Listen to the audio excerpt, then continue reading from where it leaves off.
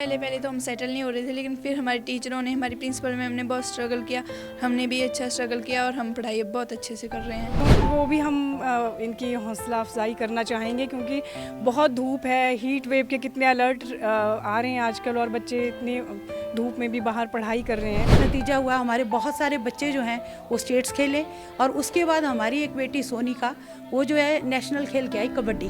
कुछ न कुछ तरपाल या तंबुओं की व्यवस्था की जाए ताकि बच्चों को धूप और बारिश से बचाया जा सके। और अगर हम कोई हमारे दर्शक जो हैं वो देख रहे होंगे और चाह रहे होंगे इस तरीके से बच्चों की हेल्प करना या स्कूल की, तो वो डेफिनेटली मैम से कांटेक्ट कर सकते हैं, और जो भी डोनेट अगर वो करना चाहें तो कर सकते हैं। पिछली बरसात में बहुत ज़्यादा नुकसान हिमाचल प्रदेश को हुआ था, बहुत ज़्यादा तबाही हुई थी, और जो जख्म उस टाइम प्रदेश को मिले थे वो अभी भी भरे नहीं हैं। और एक ऐसा ही मैं आपको एक सामने एक स्कूल दिखाना चाहूँगी जो पिछली बरसात में जो है वो तबाही का शिकार हुआ था। एक स्ट्रक्चर आपको दिख रहा होगा बिल्डिंग का, ये सिर्फ एक ही स्ट्रक्चर है बिल्डिंग का, और इसके अलावा दो और यहाँ पर बिल्डिंग थी स्कूल की, वो बह चुकी है। ये है गवर्नमेंट सीनियर सेकेंडरी स्कूल घरान की बिल्डिंग जो आप तस्वीरों में देख रहे हैं, और ये पूरी तरह से दो बिल्डिंग यहाँ से पूरी तरह से साफ़ हो चुकी हैं, जो कि दिखती भी नहीं है। काफ़ी स्ट्रेंथ थी बच्चों की, यहाँ पर 250 के करीब स्टूडेंट्स थे, और कैसे वो यहाँ से जो है वो दूसरे एक प्राइवेट बिल्डिंग ली, वहाँ पर क्लासेस चली, और किस तरीके से एक साल के अंदर क्या क्या चेंजेस हुए और कैसे वो इससे उभरे, वो हम बताएंगे आपको इस रिपोर्ट में। शुद्ध भाव से तेरा ध्यान लगाए हम,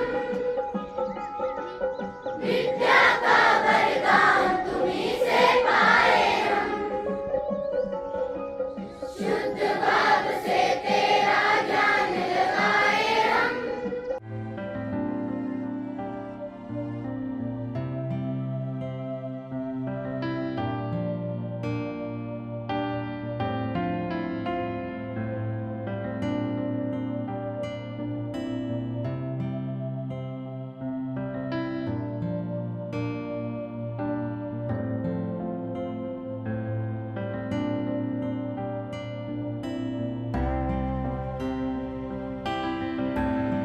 तो अभी हम सुमा गांव में हैं, और यहाँ पर जो है राजकीय वरिष्ठ माध्यमिक पाठशाला घरान इस वक्त चल रही है, और ये सामने वाली बिल्डिंग भी किराए पर ली है, और साथ ही ये वाली बिल्डिंग भी किराए पर ली है। तो इन एक साल होने को है उस त्रासदी को हुए, तो अभी देखते हैं कि किस तरीके के हालात हैं और कैसे जो है यहाँ पर पढ़ाई की जा रही है, और कैसे इतने ज़्यादा स्ट्रेंथ के साथ बच्चे यहाँ पर आए, और कैसे जो स्कूल प्रबंधन द्वारा मैनेजमेंट किया गया। तो अभी हमारे साथ राजकीय वरिष्ठ माध्यमिक पाठशाला घरान की प्रधानाचार्य हैं रेणु शर्मा मैम। मैम बहुत बहुत स्वागत है इस इंटरव्यू में। नमस्कार मैम।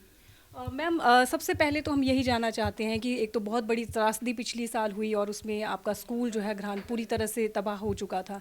कैसे आपको जानकारी मिली उस दिन, क्या आपका फिर एक्शन रहा पहला?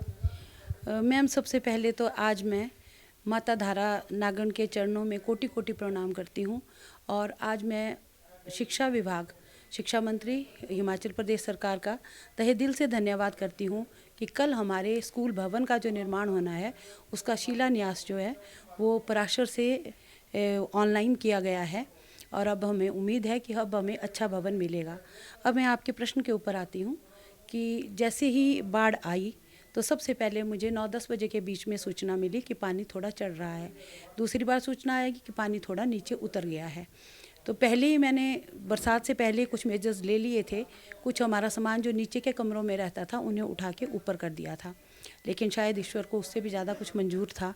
तो इसलिए जब 12 बजे के करीब मुझे दोबारा सूचना आई कि पानी पूरी तरह से नीचे की बिल्डिंग जो है पूरी तरह से डूब चुकी है।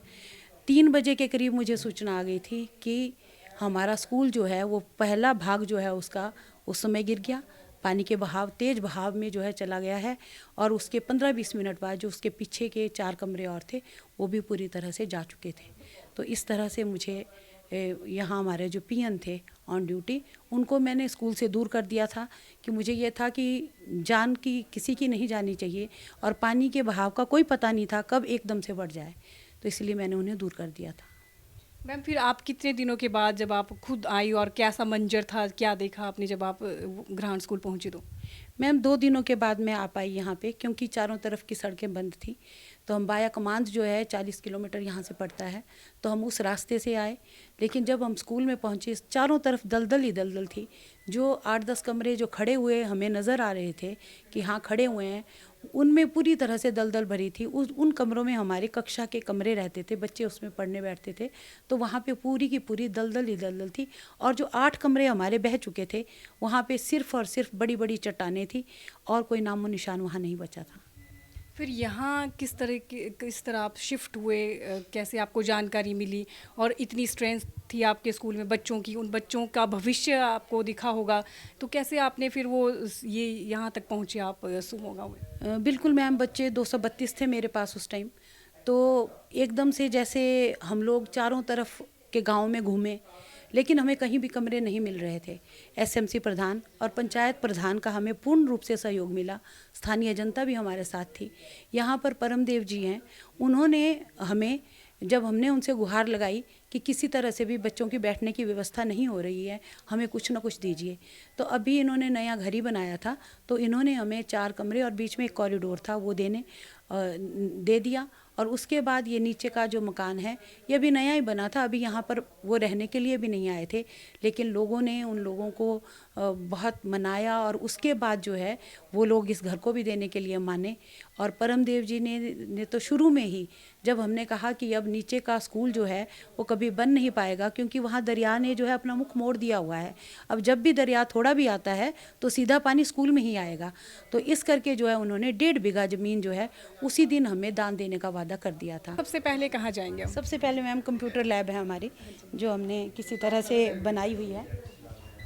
तो ये देखिए यहाँ पर कंप्यूटर लैब है, यहाँ पर बच्चे स्टडी करें। मैम, जैसा कि आपने कहा था कि सब कुछ बह चुका था, तो कंप्यूटर भी नेचुरली कुछ रहा नहीं होगा, तो ये कंप्यूटर फिर कैसे आपने मैनेज किया है इनको बच्चों को पढ़ाने के लिए? जी मैम, जब हमारे स्कूल का ये न्यूज़ चली थी तो उस टाइम जो है मुझे कानूनिको क्लब की अध्यक्ष जो हैं उनके थ्रू मैसेज आया था कि मैम आपको क्या चाहिए।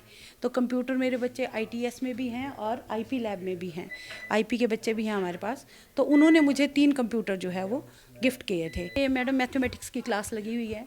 ये जो बोर्ड आप देख रहे हैं ये हमें रोटरी क्लब मंडी वालों ने दिया हुआ है, और इसी तरह के हर एक क्लास के लिए ग्रीन बोर्ड्स और वाइट बोर्ड्स जो हैं वो उन्होंने दिए हैं। जो दरी पट्टियाँ हैं वो भी ऐसे ही विभिन्न संस्थाओं के द्वारा यहाँ पर दान की गई हैं।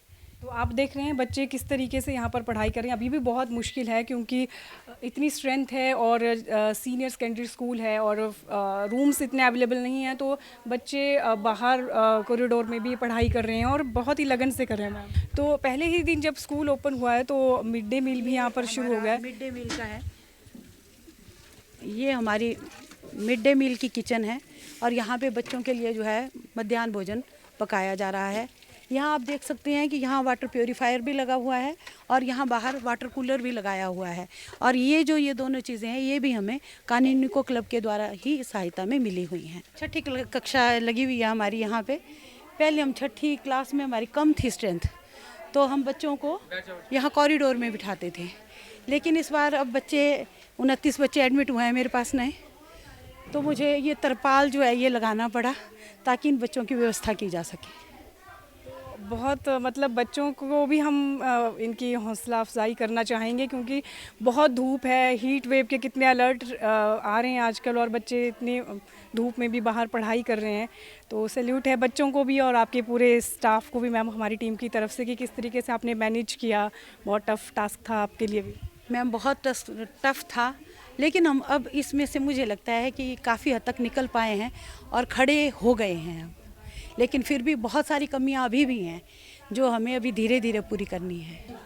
मैम, जैसे कि ये सीनियर सेकेंडरी स्कूल है तो साइंस स्ट्रीम भी नेचुरली यहाँ पर होगी, तो बच्चों को जो प्रैक्टिकल वगैरह हैं वो कैसे करवाए जाते हैं? लैब्स तो यहाँ पर नहीं है दिख रही। मैम, लैब की व्यवस्था हम अलग से तो नहीं कर पाए हैं, लेकिन हमने क्या किया है कि लैब का सामान हमने सारा परचेज़ किया हुआ है, उसको मैंने अलमारियों में के अंदर रखाया हुआ है। जब जिस प्रैक्टिकल की आवश्यकता होती है, जैसे हमारा डेज रहता है कि हमने सैटरडे को लेना है या संडे या फ्राइडे को लेना है, तो उस दिन जो है वो टीचर अपना सामान एक टेबल के ऊपर जो है वो रखते हैं और उस तरह से फिर बच्चों को प्रैक्टिकल करवाया जाता है। कुछ हम बच्चों से भी बात करेंगे। मैम, ये बताइए कहाँ से आते हैं आप? बेगांव। कितनी दूर है यहाँ से? मैम 1 घंटे का। पैदल आते हैं? Yes ma'am. इतनी गर्मी में गर्मी नहीं लगती आपको? मैम होती है पर कैसी पढ़ाई कैसी होती है, स्टाफ कैसा है यहाँ पे? मैम स्टाफ बहुत अच्छा है और मैम पढ़ाई भी बहुत अच्छी हो रही है आजकल। और कोई बात करना चाहे हमसे, जब आपका जो स्कूल था, जो ग्रांट स्कूल जो डूब गया था ना, जब फिर आप यहाँ आए तो आपको कैसा लगा यहाँ आके? पहले तो हम सेटल नहीं हो रहे थे, लेकिन फिर हमारे टीचरों ने, हमारी प्रिंसिपल मैम ने बहुत स्ट्रगल किया, हमने भी अच्छा स्ट्रगल किया और हम पढ़ाई अब बहुत अच्छे से कर रहे हैं। बहुत बढ़िया काम कर रहे हैं। क्या बनेंगे बड़े होके? डॉक्टर। डॉक्टर बनेंगे।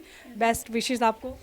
Thank you ma'am. मैम जैसे कि जब ये त्रासदी हुई थी उसके बाद जो है वो सितंबर में आपके टूर्नामेंट्स वगैरह थे, तो फिर आपके बच्चे खेलने भी गए थे, स्टेट में भी रिप्रेजेंट किया है, नेशनल में भी गए, तो इतना बड़ा फिर कैसे बच्चे तैयारी कैसे कर ली उन्होंने और कैसे कितना मुश्किल था आपके लिए? बहुत मुश्किल था मैम। एक तो बच्चों का मनोबल जो है वो मुझे बढ़ाना था।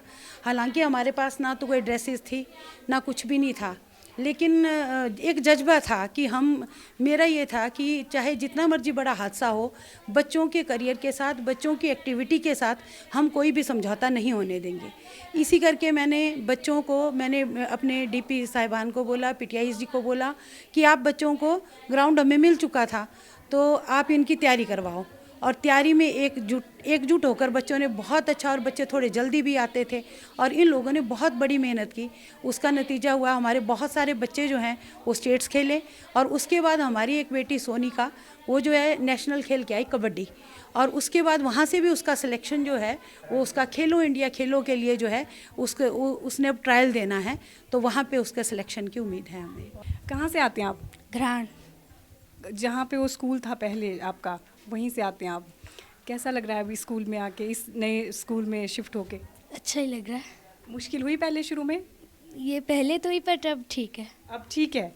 और टीचर्स, मैम, प्रिंसिपल मैम कैसे हैं? अच्छे है। नीचे हमारा कुछ ये टीन वगैरह जो थे उसके बच गए हुए थे पानी में बहने के बाद, तो वो हमने वहाँ से उखाड़ के फिर यहाँ लाए हैं, फिर यहाँ पे इंस्टॉल किया है। अब हम उस तरफ चलेंगे। मुझे वहाँ पर क्लासेस दिख रही हैं, बाहर ओपन जो है पेड़ के नीचे बच्चे पढ़ाई कर रहे हैं। मैम ये बच्चे बाहर क्यों बैठे हैं थोड़ा, क्योंकि बहुत गर्मी भी है इस वक्त? तो मैम +1 +2 क्लासेस के लिए सिर्फ 2 ही कमरे हमारे पास हैं, और उसमें हमारे जो कॉम्बिनेशन सब्जेक्ट है वो चलते हैं यहाँ पे। एट ए टाइम हमारा इकोनॉमिक्स और संस्कृत है, हिस्ट्री, पॉलिटिकल साइंस है, मैथमेटिक्स है, क्योंकि यहाँ पर साइंस भी चलती है, फिज़िक्स है, केमिस्ट्री है, तो सारे टीचर्स जो है, और अगर अंदर ही हम बिल्कुल इकट्ठे उन बच्चों को बिठाते हैं तो डिस्टर्बेंस बहुत होती है। तो इस करके जो है बच्चे पेड़ के नीचे टीचर्स ले लेते हैं, थोड़ी हवा यहाँ पे रहती है तो बच्चे भी थोड़ा कंफर्टेबल रहते हैं, और टीचर भी यहाँ बैठ के उनको काम करवाते हैं।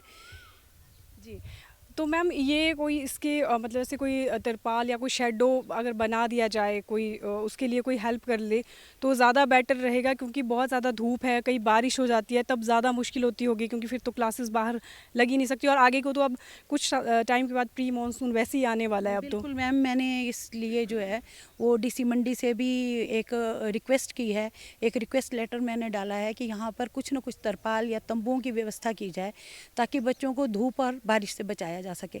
क्योंकि हमारे ये कॉम्बिनेशन सब्जेक्ट में बच्चों के 10-10, 12-12 ही बच्चे होते हैं, तो आराम से उन तंबुओं इत्यादि में पढ़ सकते हैं। बिल्कुल। और अगर हम कोई हमारे दर्शक जो हैं वो देख रहे होंगे और चाह रहे होंगे इस तरीके से बच्चों की हेल्प करना या स्कूल की, तो वो डेफिनेटली मैम से कांटेक्ट कर सकते हैं, और जो भी डोनेट अगर वो करना चाहें तो कर सकते हैं। फेसबुक पर पोलस्टार हिमाचल का पेज लाइक करें और यूट्यूब पर हमारा चैनल सब्सक्राइब करना ना भूलें।